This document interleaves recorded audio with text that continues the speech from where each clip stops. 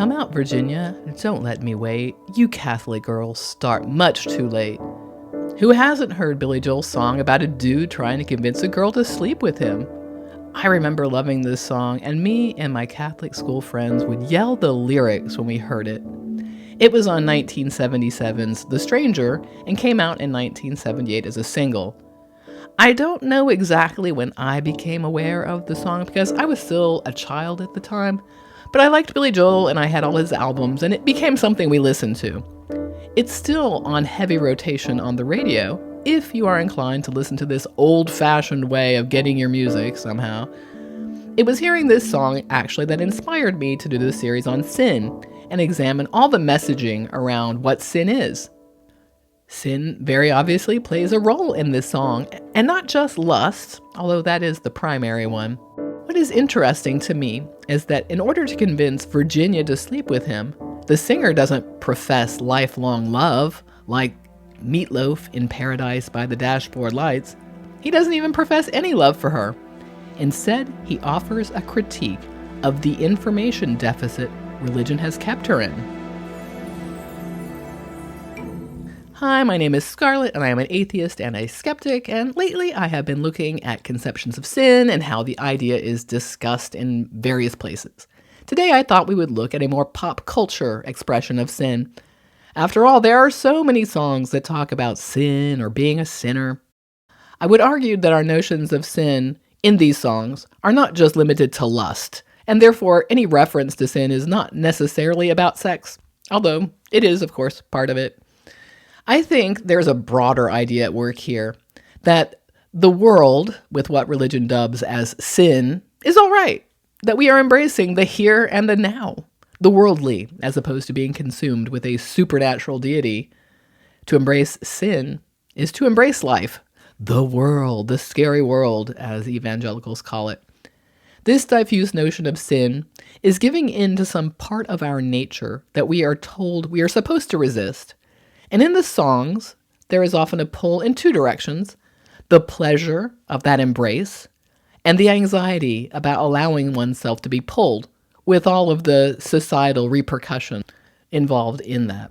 But in Billy Joel's song, I see sin as a celebration of life. So a few preliminaries before we actually look at the lyrics and all of what I'm talking about. The song is actually based on a real high school crush on a girl named Virginia Callahan. So the name is not just a conceit for the song. And so Billy Joel went to his drummer, Liberty DeVito, who was Catholic, and, they created this song. And as this writer points out in the last paragraph on the piece, some religious groups reacted strongly to the song upon its release for perceived slights. But Only the Good Die Young is way too benign to have caused such a ruckus. After all, there's no indication in the song that Virginia ever gives this would-be romancer the time of day, despite all his pleadings. Besides, Joel never seems to be knocking Catholicism so much as saying that there is a way to enjoy life's pleasures and still, to paraphrase one of his future songs, keep the faith. So it's true, in this song, you might recall, we never get Virginia's point of view. We have no idea what this person is thinking, what's going on, does she like him, would she want to give in? The song leaves it open to all kinds of interpretations. Now, about the fact that Joel never seems to be knocking Catholicism, I don't know. I think there are a couple of digs in the song. That's true. They're benign. They're not like the harshest thing. They're not like my videos, for example. And it's also something that Billy Joel emphasized in interviews. So let's look at something he said. So in a 2012 piece on him, he says, "When I wrote Only the Good Die Young, the point of the song wasn't so much anti-Catholic as pro-lust." Well, that may be true, and of course Billy Joel wasn't Catholic, isn't Catholic, but to be pro-lust is to be anti-religion, so the fact that you're already stating that you think this is a good thing means that you're anti-religion. But I get the line he's trying to walk here because, he has Catholic fans and religious fans. He doesn't want to piss anybody off. Who knows what he really thinks? Maybe somebody out there does. You can put it in the comments below. I'm not really interested in that. I'm interested in what the song says. I think some of this is just like to be walking a line between different points of view. This interview talks a little bit more broadly about the bans, which started by the Archdiocese of St. Louis, and then it started getting banned. And Billy Joel credits those bans with this song shooting up in the charts. In the middle paragraph, this record would have died out. Nobody would have heard it if they hadn't tried to cut people off from it. As soon as the kids found out there was some authority that didn't want them to hear it, they bought it in droves and it became this big hit. Yeah, and I remember loving this as a Catholic schoolgirl, somebody, shitting on the Catholic Church. I thought this was wonderful. This was lots of fun for me and my friends. At the end of that interview, Billy Joel actually quipped that he was asking people to please ban his next record because it would be such a hit.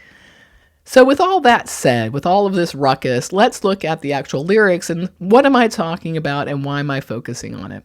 So let's remember these lyrics. And apologies for not playing the song, but this is an easy to find song and it's on the radio all the time, so you don't need me to play the song and have some copyright issue here. So we start out the song. Come out, Virginia, don't let me wait. You Catholic girls start much too late. Ah, but sooner or later it comes down to fate. I might as well be the one. So I love this opener. Again, there's no profession of love. It's kind of like you're going to do it with somebody someday. I just find this funny. This flippant attitude, this attitude towards sex that says it's just a thing that people do. So why are you making a big deal out of it?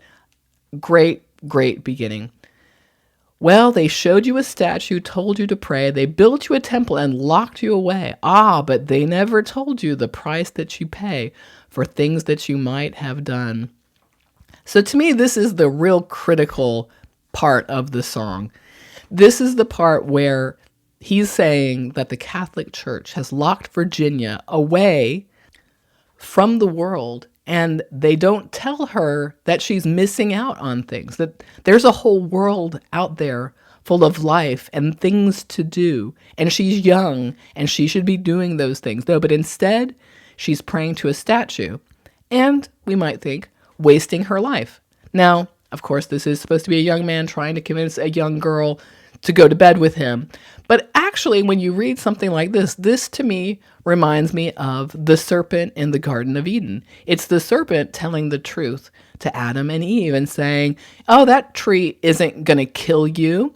You won't die today. It's going to open your eyes. And so the singer in this song, although the temptation is purely self-motivated, getting some girl to sleep with him, he's nonetheless telling a truth that you're choosing this way to live as opposed to going out in the world and finding things that might be more worthwhile. Sex just being one of them. Notice in this paragraph, there's not a mention of sex or sleeping with him. It's just the price that you pay for things that you might have done. Now, of course, within the song, we're supposed to be thinking that the things he wants is sex, but it could be lots of things. There could be lots of enjoyment in that. So this could have a broader meaning. And there's another part where I'm going to embrace that broader meaning because of something that the singer says later on in the song. And of course, we get the refrain, only the good die young, only the good die young, which I find as an interesting turning around of, if you don't have eternity, then how can you continue living in this world? You have to attain eternity. His thing is, you are going to die one day, and then that's the end, and you won't have gotten to do these things. And maybe at that time, you'll realize that there were things out there that were enjoyable, but you didn't embrace them. Let's keep moving on in the song. All right, the song continues. You might have heard I run with a dangerous crowd. We ain't too pretty, we ain't too proud. We might be laughing a bit too loud. Ah, but that never hurt no one. So we have this reputation. He's dangerous. But what kind of danger? And I think the danger is not that these are violent people, because what he says is they're laughing a lot. It doesn't talk about crime or any kind of harming people, really. So these are people that are just having a good time partying, etc., etc. And so they're embracing life. I think that that is the kind of crowd that we're looking at right here. They're having a good time, enjoying themselves, and not thinking about eternity. They're thinking about the here and now. And the danger is that they'll call you out of your religious state and tarnish your reputation, as we'll see. He goes on, so come on, Virginia, show me a sign, send up a signal, I'll throw you a line. The stained glass curtain you're hiding behind never lets in the sun. Well, this, I think, is a very interesting image. Stained glass, obviously the religious symbolism, but it doesn't let in the sun, which is knowledge, which is information. Once again, Virginia is being hidden away from the world, not experiencing life fully.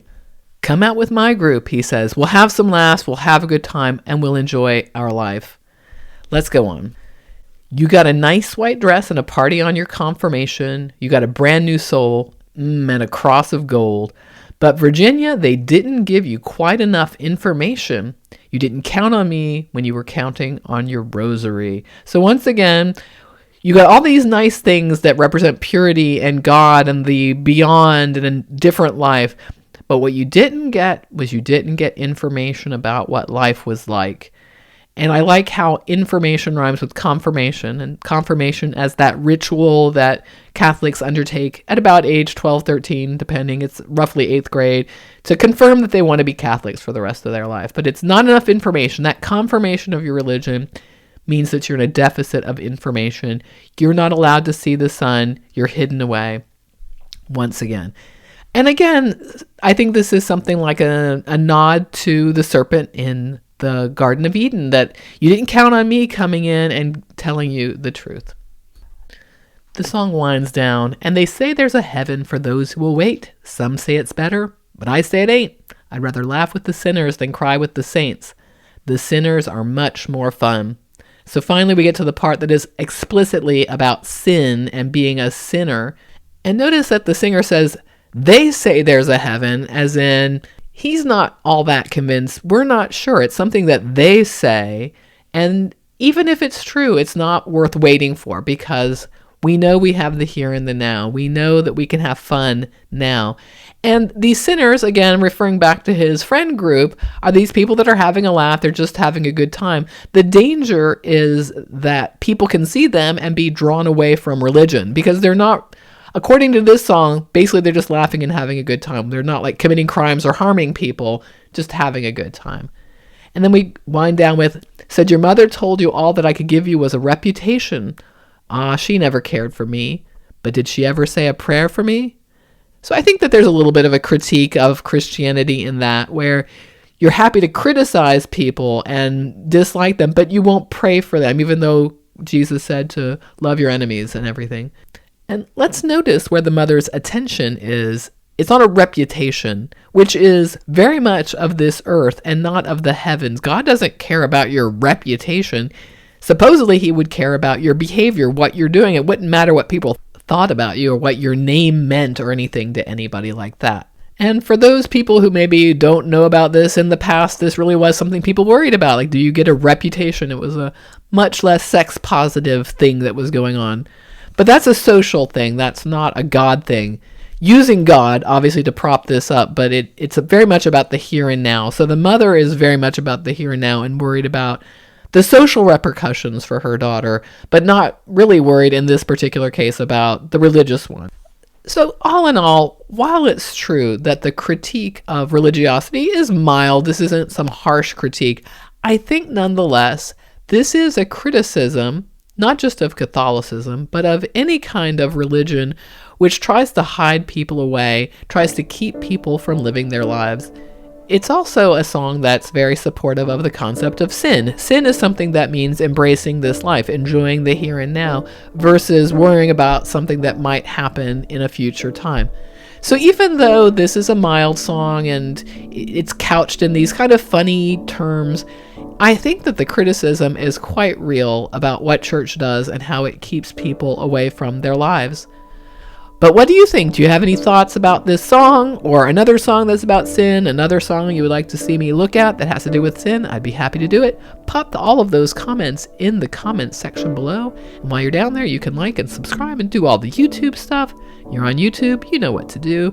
And if you like what I do, you can buy me a coffee. Link is in the description below. Not sure what's up next, but it will be good. I hope to see you there. Bye for now.